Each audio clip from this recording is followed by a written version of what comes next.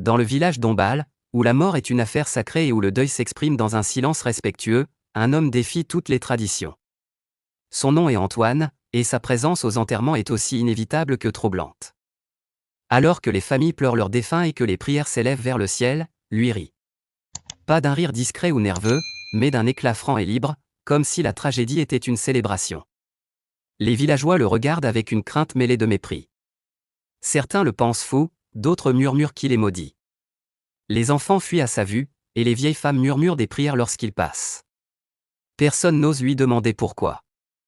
Ceux qui ont essayé n'ont reçu qu'un sourire énigmatique en guise de réponse, avant qu'il ne s'éloigne, comme s'il détenait un secret que lui seul pouvait comprendre.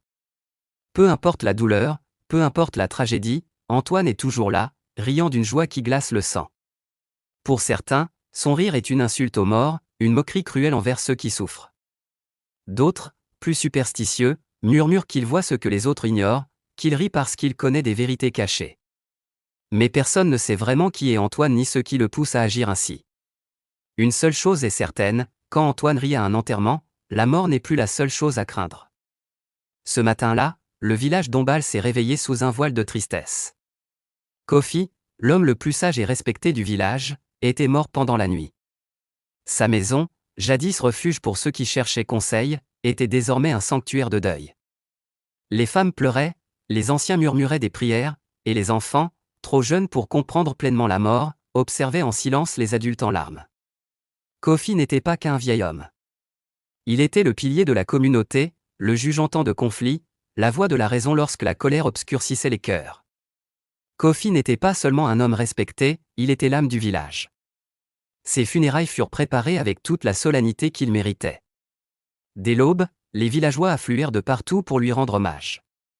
Ils apportèrent des offrandes, des mots de gratitude et des larmes sincères.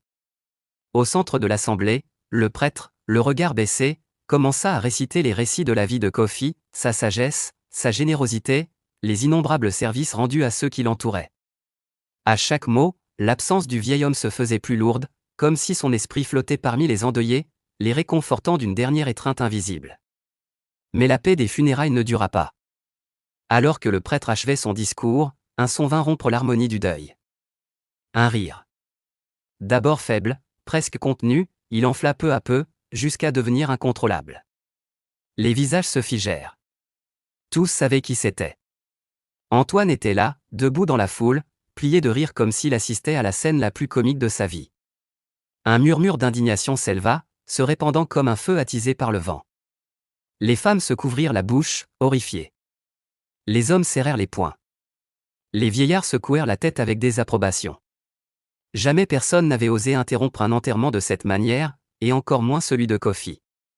Antoine avait franchi une ligne. Son rire n'était plus seulement une excentricité dérangeante. Il était devenu un affront direct à la mémoire de l'homme le plus aimé du village.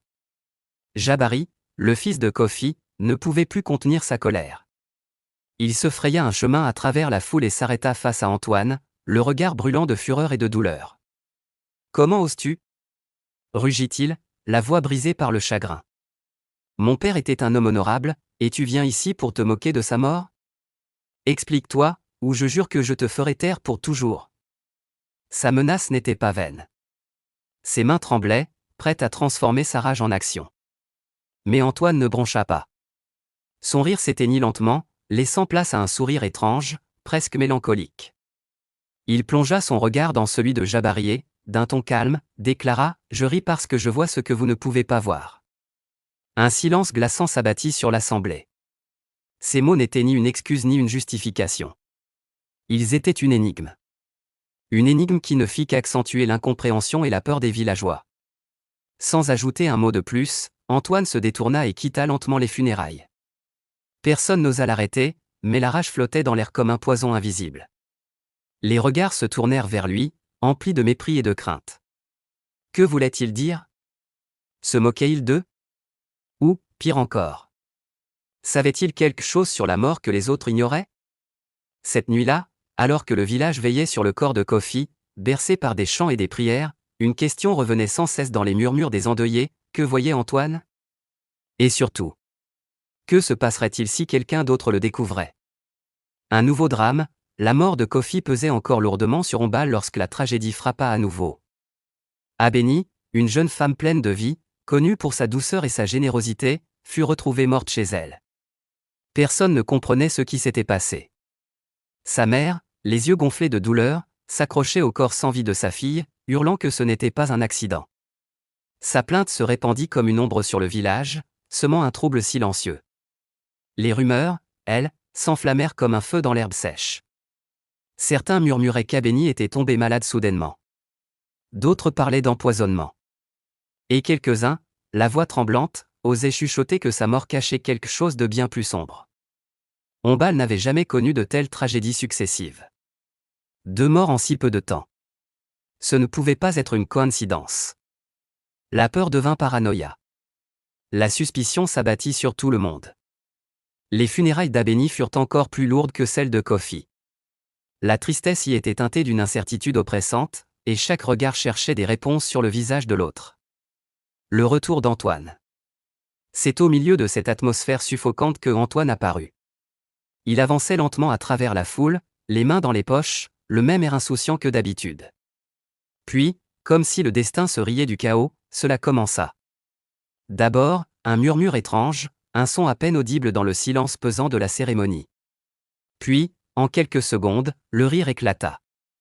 Un éclat franc et puissant, déchirant la solennité comme un éclair dans la nuit. Le silence tomba. Les yeux pleins de larmes de la mère d'Abeni se braquèrent sur Antoine avec une fureur déchirante. Certains hommes s'avancèrent, leurs poings serrés, prêts à faire ce que personne n'avait osé faire auparavant. L'ultimatum, Jabari fut le premier à réagir. Sa patience avait atteint ses limites. D'un cri de rage, il saisit Antoine par le bras et le secoua violemment. Assez de jeu. Dis-nous ce que signifie ton foutu rire. L'air devenait lourd. La tension, presque palpable. Antoine, toujours souriant, inclina légèrement la tête, comme s'il pesait ses mots avant de parler. Puis, dans un murmure à peine audible, il déclara « La vérité est proche ». Ces paroles tombèrent sur le village comme un présage funeste. Comme une malédiction suspendue au-dessus du village, le cœur de Jabari battait furieusement. Pendant un instant, il sembla qu'il allait frapper Antoine. Mais au dernier moment, quelque chose dans son regard l'arrêta. Ce n'était ni de la moquerie, ni de la folie. C'était de la compassion. Un frisson parcourut la foule. Le murmure des villageois enfla jusqu'à devenir un rugissement de confusion et de peur. Quelle vérité Antoine voyait-il? Que savait-il que les autres ignoraient? Et surtout, était-il un simple fou chanceux ou un homme porteur d'un terrible secret? Les questions tourbillonnaient dans les esprits, mais personne n'osa les formuler à voix haute. Antoine, lui, n'attendit aucune réponse. D'un mouvement fluide, il se libéra de l'emprise de Jabari, fit volte-face et quitta calmement la cérémonie, laissant derrière lui un village en proie au doute et à l'effroi. Personne ne chercha à l'arrêter. Personne ne savait quoi faire. Cette nuit-là, les portes de toutes les maisons furent verrouillées à double tour. Les parents serrèrent leurs enfants contre eux. Personne ne parlait trop fort, comme si un danger invisible guettait dans l'ombre, écoutant chacun de leurs mots. La mort de Kofi aurait pu être un malheur. Celle d'Abeni, une simple coïncidence. Mais 2 morts en si peu de temps, et le rire d'Antoine résonnant à chaque fois. Cela rendait impossible d'ignorer l'évidence, quelque chose de terrible allait se produire. Et alors, comme une graine de peur plantée au cœur d'Ombal, une question germa dans l'esprit de chacun. Qui serait le prochain? La nuit tomba sur Ombal comme une lourde couverture d'incertitude. Le vent soufflait à travers les huttes. Les villageois dormaient d'un œil ouvert, comme si la mort pouvait se glisser sous leur porte à tout moment. Mais alors que tous tremblaient de peur, Antoine, lui, était au centre du village. Debout sous le vieux baobab, il regardait la lune. Un sourire aux lèvres. Le silence fut brisé par un cri déchirant, un son si glaçant qu'il fit hurler les chiens et s'envoler les oiseaux perchés dans les arbres. Désemparés, les villageois ouvrirent leurs portes. Des torchers furent allumés, projetant des ombres tremblantes sur le chemin poussiéreux menant à la maison de Jabari. Ils coururent, un pressentiment terrible leur nouant le ventre. Puis ils virent. Jabari gisait sur le sol, immobile, les yeux grands ouverts, reflétant la lueur des flammes. Un silence accablant s'installa. Puis, les murmures se muèrent en cris. « C'est Antoine !» hurla une voix. Il est toujours là quand quelqu'un meurt. Les têtes se tournèrent d'un même mouvement vers le vieux baobab. Mais Antoine n'était plus là. La panique se transforma en fureur. Justice, vengeance, quelque chose. N'importe quoi. Il fallait faire taire la peur. Il fallait rétablir l'ordre. Des dizaines de pieds frappèrent la terre battue. Les villageois se dispersèrent à la recherche de l'homme au rire maudit. Et ils le trouvèrent. Sur la colline. Debout, immobile, près du vieux rocher où les anciens racontaient jadis leurs histoires. Il ne s'était pas enfui. Il ne s'était pas caché. Il les attendait. Le premier homme bondit sur lui, lance levée, prêt à frapper. Mais Antoine leva simplement la main. Si vous voulez des réponses, écoutez-moi. Sa voix était calme. Impossiblement calme. Si tu me tues maintenant, tu ne sauras jamais ce qui se passe réellement. L'air était chargé d'une tension électrique. Personne ne bougea. Antoine inspira profondément.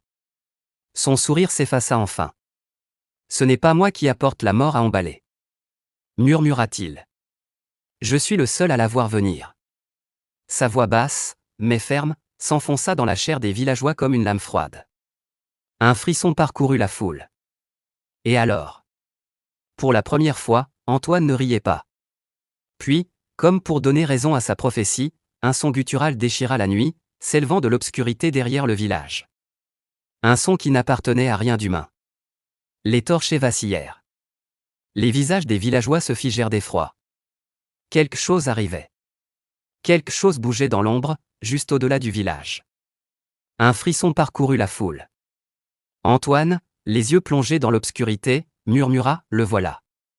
Entre les arbres, une silhouette grande, squelettique, aux membres longs et tordus, se détacha de la nuit. Ses yeux étaient depuis noirs, absorbant la lueur vacillante des torchers. Chaque pas qu'il faisait s'accompagnait d'un craquement sinistre, comme si des os se brisaient sous son propre poids.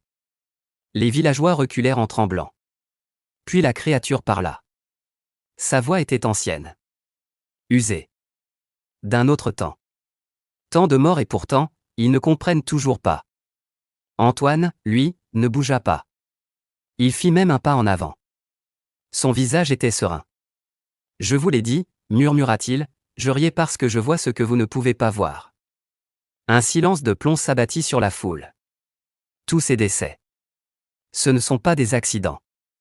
Son regard croisa celui de la créature. Ce n'était pas une malédiction. Il prit une profonde inspiration. C'était un avertissement. Un long soupir s'échappa de ses lèvres. Puis, il demanda « Combien de temps vas-tu continuer à jouer à ce jeu ?» Un murmure parcourut la foule. La créature inclina la tête. Puis, sous leurs yeux horrifiés, elle commença à changer. Sa peau grisâtre s'adoucit. Ses os se réarrangèrent, se plièrent. Son corps se rapetissa. Ce qui fut un monstre devint autre chose. Et lorsqu'elle prit sa forme définitive, un souffle d'effroi s'éleva parmi les villageois. Devant eux, au même endroit où se tenait la créature quelques instants plus tôt, se dressait Kofi. Le vieil homme. Le pilier du village. Jabari tomba à genoux, les yeux embués. Père ? Mais Kofi, ou ce qu'il était devenu, secoua simplement la tête. La mort ne m'a pas emporté comme vous le pensez. Sa voix était empreinte de tristesse. J'ai vu ce qui allait arriver à emballer. Son regard balaya les villageois, figés par la peur. J'ai essayé de vous prévenir. Il baissa les yeux. Mais c'est trop tard. Un vent glacial soufflait sur Ombalé. À l'horizon, des ombres émergèrent de la forêt. Identiques à Kofi. Antoine ne riait plus. Elles avançaient lentement, mais avec une certitude terrifiante.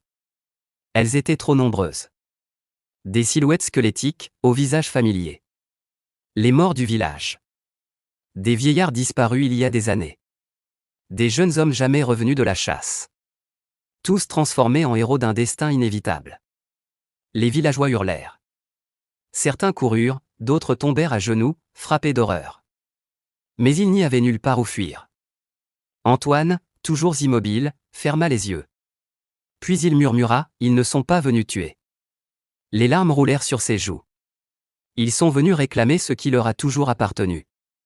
Jabari se redressa, le cœur battant. Nous devons nous battre, hurla-t-il. Mais Kofi, ou ce qu'il était devenu, posa un regard compatissant sur son fils.